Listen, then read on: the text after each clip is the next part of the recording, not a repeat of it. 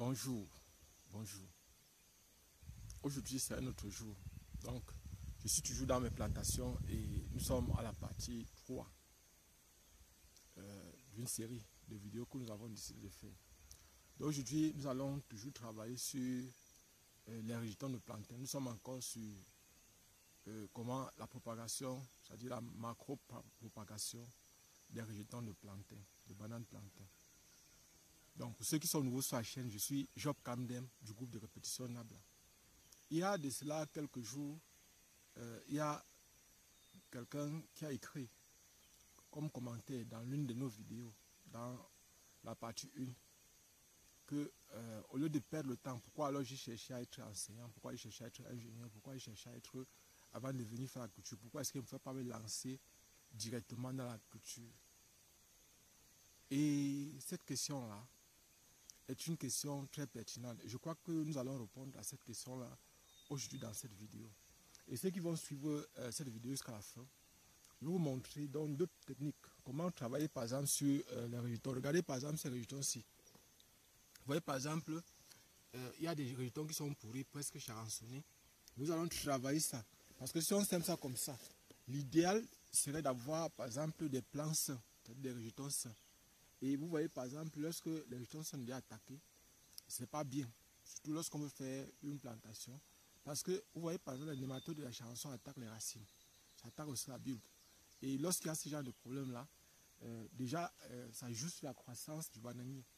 C'est donc la raison pour laquelle les personnes au village ont souvent tendance à penser que pour faire le champ de plantain, on défriche, on sème le plantain, on abat, on patiente et après ça, on lance le feu sur tout le champ, on brûle. Là maintenant, on voit le plantain qui a une vitesse de croissance exponentielle. Or, cette vitesse exponentielle de croissance de la banane plantain n'est rien d'autre que le fait que le plantain a été assaini, que les rejetons qui ont été plantés ont été assainis. C'est-à-dire, le feu a tué les charançons et les vers, et même aussi les nématodes qui se trouvaient à l'intérieur du sol.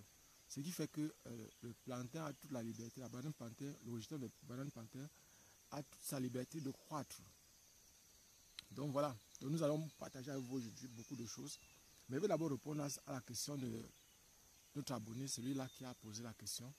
Et il y a même aussi une autre chose qu'il a dit. C'est-à-dire qu'il y a par exemple le financement par le gouvernement camerounais. Bon, s'il y a une personne qui connaît, parce que j'en ai franchement besoin de financement ici, dans ma plantation, étant donné que j'enseigne et que je montre aussi aux autres comment on peut faire pour multiplier les résultats, je pense que j'ai vraiment besoin. Parce que pour faire en sorte que le maximum possible de personnes profitent de ce qu'on fait ici, franchement, j'aurais besoin de financement, si possible. Mais j'ai déjà quand même une âme, franchement, une personne que l'univers m'a envoyé, que Dieu, l'univers m'a envoyé et qui m'aide constamment. Je lui dis encore merci. Elle ne veut pas que je l'expose. Donc je ne voudrais pas l'exposer, mais je lui dis encore merci, merci, merci, merci. Et je voudrais aussi, donc dans cette vidéo, je vais répondre d'abord à sa question. Vous savez, j'ai eu une vie pas facile. Et je crois que j'ai mon chemin, j'ai mon cheminement à passer. Vous voyez, c'est pas facile, c'est pas évident. Aujourd'hui, j'ai eu une expérience terrible. Ce matin, avant de répondre à sa question, je vais vous raconter cette petite expérience que j'ai eu à passer aujourd'hui. C'est-à-dire, j'ai pris une moto, parce que pour quitter de la ville, pour le champ, c'est 1000 francs. Aller 500 retours, ça fait 1500. Et j'ai pris une moto, et la moto avait porté un nouveau-né, qui n'avait qu'un jour, nous étions 3 sur la moto. Et la moto a garé, ce qui fait que la mère de l'enfant est descendue avec l'enfant. Et maintenant, je suis resté avec le moto-taximan sur la moto. Et qu'est-ce qui s'est passé? Il y a un gourmet qui est passé, il était vite. Et après ça, nous, on voit seulement quelque chose qui veut nous bousculer par derrière.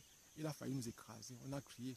Et moi, il y avait des quand même, j'étais descendu. Mais s'il venait à lui, ce qui est sûr, je ne serais pas en train de faire cette vidéo aujourd'hui. Donc je remercie l'univers, je remercie Allah, je remercie Dieu pour la grâce qu'il nous accorde tous les jours, pour le souffle qu'il nous donne, la force qu'il nous donne pour pouvoir être des modèles auprès des autres. pour pouvoir montrer comment on peut réussir, comment on peut faire pour s'en sortir aux autres humains. Donc, je réponds à la question de notre abonné. J'ai eu une vie pas facile. Je vous ai raconté, pour ceux qui vont suivre, ceux qui suivent constamment mes vidéos ou nos vidéos, vous allez voir dans mes vidéos, je vous parle beaucoup de moi, comment j'ai fait tout de mon cursus. Et je vous ai dit, si vous partez quelque part, vous demandez mon nom, la majorité des personnes ne vont pas reconnaître la personne que vous êtes en train de chercher. Je dis la majorité. Même si vous venez dans ma famille, vous parlez de Job Camden, rares sont ceux qui vont reconnaître Job Camden dans ma famille. Ils sont rares. Parce que dans ma famille, j'ai un autre nom. On ne m'appelle pas comme ça. À l'école, à l'université, j'ai un autre nom. En dehors des autorités, parce que les seules personnes qui connaissent mon véritable nom, la plupart du temps, sont les autorités. Elles connaissent mon véritable nom. Ben, répondant à la question de l'autre abonné, c'est de savoir pourquoi est-ce que je ne suis pas allé directement dans une école d'agriculture. Je voudrais répondre à sa question. Déjà, ce n'est pas mon intention de rester dans l'agriculture. Je suis un aventurier, je suis un idéaliste. Je suis une personne qui aime faire ce qui lui plaît. Donc, ici, par exemple, je me plais dans ce que je fais. Je m'épanouis dans ce que je fais. Et vous voyez, par exemple, c'est la raison pour laquelle, quand je fais les répétitions, je suis à plein là-dedans. Je suis à 100%. Je deviens comme le Roger Mila, ou le Etofis, ou le Lionel Messi des répétitions. Ce n'est pas facile de m'atteindre quand je suis dans les répétitions. Lorsque je suis dans mon rôle de répétiteur, ce n'est pas facile. Et la plupart du temps, pour les répétitions, nous on prend soit les matières les plus difficiles. Les matières que j'ai prises à l'université, que j'enseigne à l'université, sont les matières les plus difficiles. Les matières qui donnent le fil à retordre aux étudiants. C'est le choix que j'ai fait. Donc, s'il fallait reprendre, s'il fallait recommencer, je ne repasserai pas le même chemin par lequel je suis passé. Parce qu'aujourd'hui, la sagesse que j'ai, l'expérience que j'ai. Vous voyez, par exemple, je suis en train de faire une recherche. Je ne fais pas simplement de l'agriculture pour l'agriculture. C'est vrai, la personne me voit dans un trou. En fait, il y a les aléas de l'entrepreneuriat. C'est comme ça qu'on appelle ça.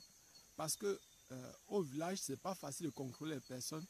Et il n'y a pas un pouvoir de contrainte sur ces personnes-là. C'est-à-dire, quand vous donnez par exemple un marché pour creuser le puits à une personne du village, ou bien vous prenez un entrepreneur en ville, vous devez savoir que chez nous, ici en Afrique, il faut tenir compte vous avez parlé de l'anthropologie sociale. C'est-à-dire qu'il faut tenir compte des personnes, c'est-à-dire de la vie quotidienne des gens, de leurs habitudes alimentaires, de leurs habitudes, de leurs traditions, de tout. Comment elles se comportent au jour le jour, dans leur famille, dans la communauté, tout ça. Vous devez tenir compte de tout ça, sinon vous n'allez pas vous en sortir. Je ne peux pas, par exemple, demander à une personne de venir creuser mon puits. La personne creuse jusqu'à arriver là où elle est fatiguée. Ce qui est sûr, moi, je dois continuer. Je dois continuer, je ne dois pas attendre. Si même chaque jour je creuse, même seulement, même 20 cm, même 30 cm. Si je creuse 30 cm, en 10 jours, je vais creuser 3 mètres.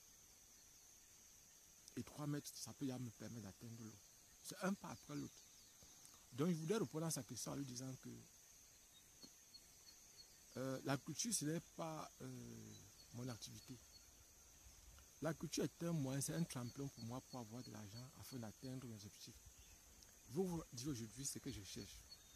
Mon souhait, c'est de créer une école ou des écoles. Des écoles où je vais implémenter ma façon de voir. C'est ça mon objectif depuis.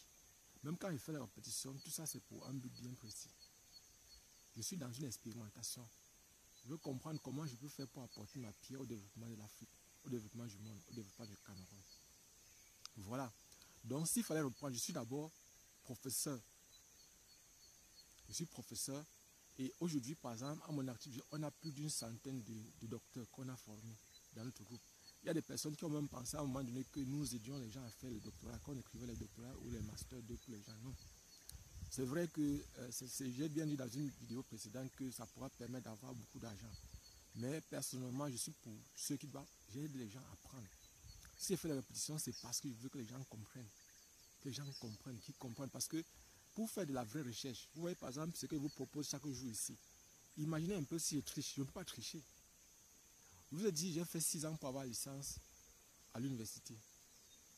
8 ans pour avoir la maîtrise.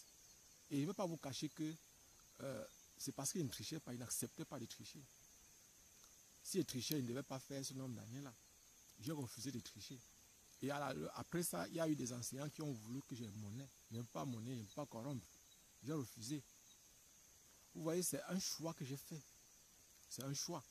Et tout un chacun doit choisir sa voie. Et moi, j'ai fait ce choix-là que je ne veux pas corrompre. Je ne veux pas corrompre. Je ne veux pas leur donner de l'argent. Parce qu'on me demandait, le professeur me demandait de l'argent en chimie organique, celui de chimie organique me demandait de l'argent. Je lui ai demandé si, par exemple, ils me donnent les mauvaises notes parce qu'ils veulent que, c'est-à-dire, corriger bien ma feuille. Corriger bien ma feuille. Si je mérite 0, donnez-moi 0. Là, ils sont contents. Mais maintenant, si je ne mérite pas 0, vous me donnez une mauvaise note parce que vous voulez qu'ils viennent après vous voir afin de vous donner l'argent pour que vous me remettez ma vraie note. Ce n'est pas normal. Je vous dis, je ne vous donne pas.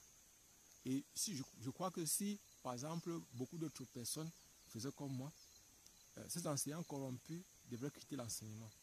Parce que selon moi, on devait les mettre mal à l'aise, ces enseignants corrompus. Ces enseignants qui demandent l'argent aux enfants, ou aux étudiants, ou aux élèves pour leur donner des notes. Ce n'est pas normal. C'est pas... Le travail de l'enseignant, c'est d'évaluer, de donner la véritable moyenne que l'enfant mérite. Donc, est-ce que j'ai fait un mauvais choix? Non. L'agriculture, pour moi, n'est qu'un tremplin. Et vous allez voir, après l'agriculture, nous allons lancer aussi une série de vidéos sur l'élevage. Et en ce qui concerne l'élevage, bon, déjà même sur l'agriculture, il y a des techniques, je ne sais pas encore, c'est le début que je suis en train de faire là. Inch'Allah, si le bon Dieu accepte, si l'univers accepte, je vais vous montrer beaucoup d'autres choses dans l'agriculture. Comment tirer l'eau sans utiliser la motopompe, sans utiliser le carburant. C'est-à-dire, je vais vous montrer des systèmes de pompes aspirantes, sans carburant, sans motopompe, rien. On n'utilise pas tout ça. Vous aurez seulement besoin de quelques matériels qui n'atteignent même pas 50 000. C'est-à-dire le matériel total que vous aurez besoin. Pour ceux qui font dans la culture maraîchère, ça pourra beaucoup vous aider. Et pour ceux qui ne font pas de grandes plantations, de très grandes plantations, c'est ceux qui sont à 2-3 hectares, c'est bon. Il faut utiliser ce système-là. Il y a beaucoup de choses. Et puis dans l'élevage même, je vais vous montrer comment, par exemple, fabriquer les incubateurs. Pour ceux qui vont faire dans l'élevage, je vais vous montrer aussi ça. Ça peut aussi aider. Donc pour le moment, nous sommes encore dans la culture. Il y a un ensemble de choses qu'il faut que je vous montre. Donc, je ne regrette pas. Et si on m'avait demandé de choisir la culture depuis la classe de terminale, je ne devais pas accepter. Je vous dis, je ne devais pas accepter. Ce n'est pas mon boulot, la culture. La culture, c'est que je suis en train de montrer aux autres comment on peut faire pour s'en sortir. Je veux gagner de l'argent en montrant aux gens comment on gagne de l'argent. C'est ça, en fait, ce que je fais. Donc, je vais montrer aux gens comment on gagne de l'argent. Après ça, je vais aller, par exemple, dans le cadre de l'élevage. Après ça, il y a d'autres challenges qui vont venir. Donc, je ne suis pas quelqu'un de limité à un truc, non. Je suis là pour un temps. La culture, c'est pour un temps. C'est vrai. On met des choses qui pourront donner de l'argent jusqu'à éternellement. Peut-être jusqu'à la fin, peut-être pour mes enfants, pour mes petits-fils aussi. Mais, pour le moment, je me concentre d'abord sur ce que je fais. Je m'épanouis en faisant ce que je fais là. Donc, je voulais aussi encore dire une autre chose, c'est que aujourd'hui, par exemple, nous sommes dans une ère où on apprend rapidement, on apprend vite. Les connaissances sont à la portée de tout le monde. Ce qu'on fait au Brésil, on peut connaître ce qu'on fait au Brésil ici. On n'a pas besoin d'entendre le langage, c'est-à-dire soit le brésilien, soit le patois qu'on cause là-bas, c'est le portugais, ou encore peut-être l'espagnol. On n'a pas besoin de comprendre le portugais ou bien tout ça comme ça. On n'a pas besoin. On peut regarder les vidéos à partir de ce qu'on fait, on imite. Voilà comment moi j'apprends sur Internet. Abonnez-vous, partagez au maximum possible cette vidéo. Je suis Job Kamden du groupe de Repulsion Nabla. Et aujourd'hui, je vous ai dit, chaque fois nous allons faire un pas et après l'autre. Je vous ai montré l'autre jour comment je traitais les rejetons. Je vais encore vous montrer aussi aujourd'hui comment je traite d'autres rejetons. Donc, je vais chercher un espace, je m'assois et je vais placer la caméra de sorte que ça peut filmer. On va travailler par exemple un rejeton qui est peut-être presque gâté, c'est-à-dire un rejeton qu'on pouvait jeter.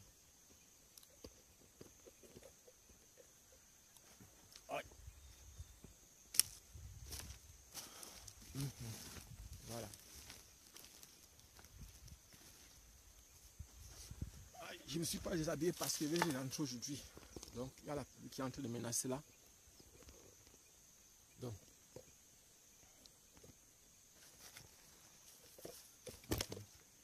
voilà.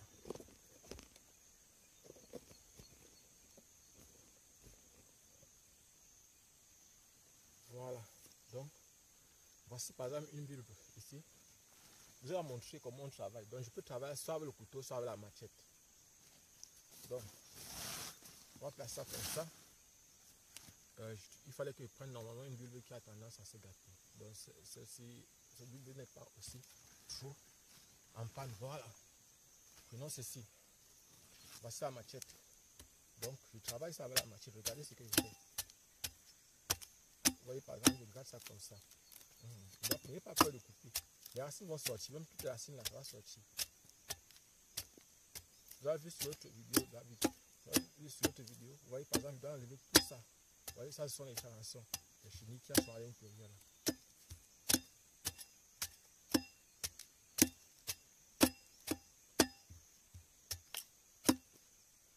Voilà. Voilà par exemple, quand je finis ça, je prends le couteau. Je vais prendre le couteau, je vais essayer d'enlever ceci. Vous voyez par exemple ce que je fais. Je viens ici, j'enlève ça. Voilà, vous voyez. Je vais donc venir ici, j'enlève ceci. Voilà. J'enlève.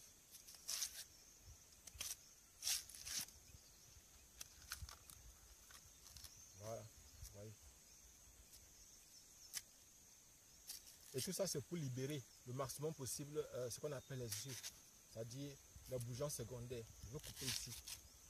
Et vous voyez, par exemple, lorsque je coupe comme ça, ici maintenant, ce que vous devez comprendre, c'est que quoi? C'est que l'idée, c'est de libérer le maximum possible les bougeons secondaires. Et ici, là, par exemple, c'est de tailler, d'enlever tout ce qui pouvait déranger. C'est-à-dire tout, les racines vont ressortir, n'ayez pas peur. Les racines vont sortir partout là. Donc, maintenant, ce que je fais, c'est quoi? C'est que je vais trancher ici. Vous voyez, par exemple, chaque fois que je fais ceci, je vais trancher là. Donc, jusqu'à ce que je trouve la chair, comme je vous ai montré l'autre jour. Vous voyez, par exemple, là. C'est de libérer le maximum possible ces bougeons secondaires là, qui sont des potentiels qui vont nous donner, sont des potentiels bougeons qui peuvent nous permettre d'avoir de nouveaux rejetons.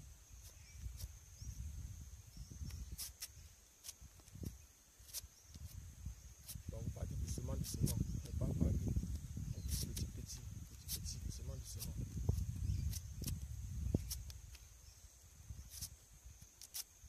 Donc si une personne me demandait de commencer par la recherche, je ne devais pas accepter parce que mon travail c'est de faire la recherche en chimie. Donc, j'ai fait cette recherche en chimie. Donc mon travail c'est de faire la recherche. Et c'est pour ça que vous voyez par exemple, je viens dans le champ. Au lieu de faire le champ comme tout le monde, j'essaie de faire de la recherche pour apporter un plus ce que les gens ont l'habitude de faire. Donc voilà par exemple, on a fini. Voici le méristème apical ici. Vous voyez par exemple, c'est ça ici, voilà le méristème apical ici. Et les gens disent souvent qu'ils détruisent. Je veux dire, on ne détruit pas le méristème apical, on le traumatise. Donc, vous pouvez envoyer le couteau à l'intérieur comme ça, et puis vous le traumatisez. Mais ce que je conseille, c'est que vous envoyez loin des dents, comme ça. Vous faites une incision, comme ça, vous faites comme ça. Vous repartez devant, vous faites comme ça. C'est-à-dire que vous essayez de le traumatiser le maximum possible. Vous revenez ici, vous faites comme ça, vous envoyez le couteau à l'intérieur, vous envoyez devant, et vous envoyez aussi derrière. Vous envoyez aussi derrière. C'est-à-dire que vous traumatisez le maximum possible ce méristème apical. Bon, la technique, si je devais me limiter à la technique pif, je pouvais laisser comme ça, sous forme de croix. C'est-à-dire j'ai fait une incision sous forme de croix, j'ai traumatisé le méristème apical. Et l'hormone là empêche aux autres, c'est-à-dire créer une hormone qui va laisser peut-être 2 ou 3 rejetons pousser. Ça empêche aux autres. Ce que je vais faire ici, c'est qu'on va donc diviser en 8. Parce que n'oubliez pas ce qu'on est en train de faire actuellement ici. On va donc diviser ça en 8.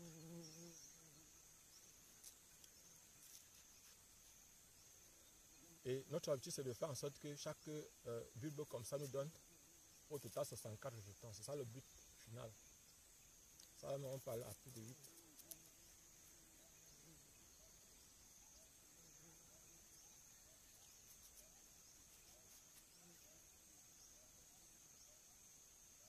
Voilà. Et puis maintenant, on va séparer.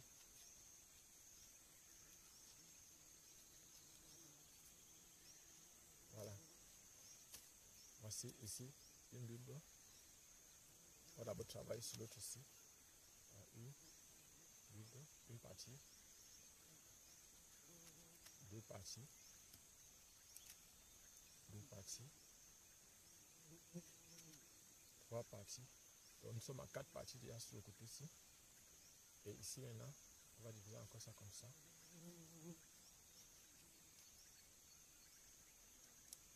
Bon, ici, ça fait une partie. Ici, on va déjà encore comme ça. Ça fait déjà, et ici, là, c'est 7 déjà. Ici. Ça fait 8 là.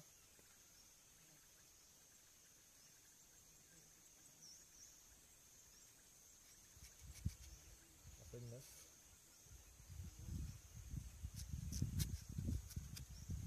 Ça fait 10 et 11. Donc, ici, on a 10. Ça fait 3, 6 ici. Et 5 là, ça fait 11. On a déjà 11. Je vous ai montré la technique l'autre jour. Donc ici, la technique consiste, voici par exemple là où le ministère apical se trouve, ici. Le ministère apical est là. Donc je vais montrer la technique qu'on doit utiliser. Ici par exemple, je peux laisser cette bulbe comme ça. Donc il y a le potentiel ici. Le potentiel c'est uniquement ici. Alors que si je fais ceci, comme je vous ai montré l'autre jour, ici comme ça, je coupe comme ça. Vous voyez un peu, je casse comme ça. Vous voyez par exemple sous forme de bateau. Là par exemple, je fais en sorte que il y a un potentiel ici, il y a un potentiel ici, il y a un potentiel ici, il y a un potentiel ici, il y a un potentiel ici là. Donc, il y en a des potentiels ici et un potentiel ici. Ça fait que les rejetons peuvent pousser de partout ici. Donc, vous voyez par exemple, c'est un peu ça. Les rejetons peuvent pousser de partout là. Donc, on va donc prendre comme ça. Et je précise que je vous ai montré, il y a fait une vidéo où je vous montrais ce que je suis en train de faire aujourd'hui là. Mon travail, c'est surtout de vous montrer comment on travaille la bulbe, les bulbes. C'est tout ça qui m'intéresse surtout. Voilà. Donc, vous voyez par exemple, c'est ça. Donc, voilà. Et ici, voilà ça.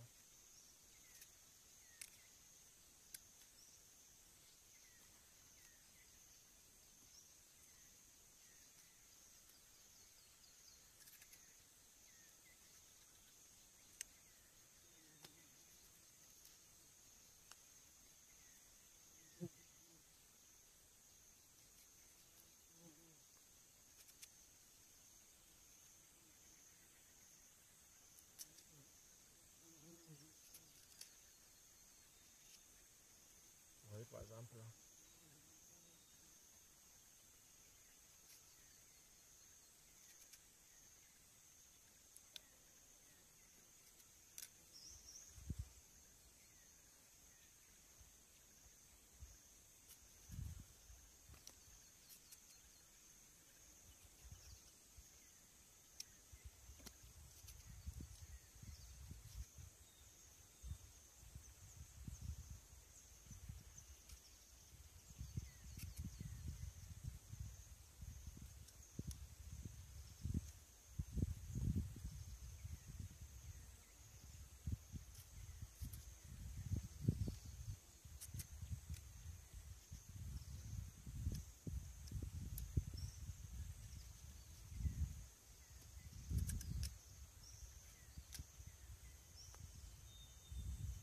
Donc voilà par exemple.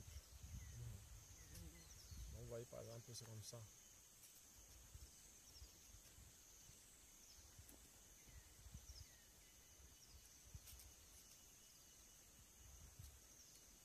Donc, et après ça, on passe directement au traitement. Et après ça, on doit passer au traitement. Et après le traitement, on va passer au traitement à l'insecticide.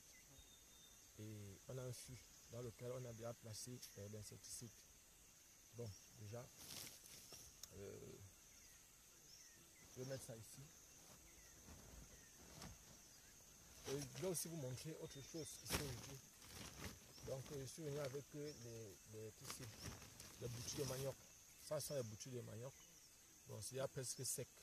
Je vais voir s'il y a possibilité de ressusciter certaines d'entre ces boutures ici. Je pense qu'il y a certaines là qu'on peut encore ressusciter, qui sont encore récupérables. Je pense. Je vais la remettre sur le sol pour voir ce qui peut pousser, pour voir ceux qui ne sont pas totalement secs. Voilà. Je pense que pour cette vidéo, je crois que ça va.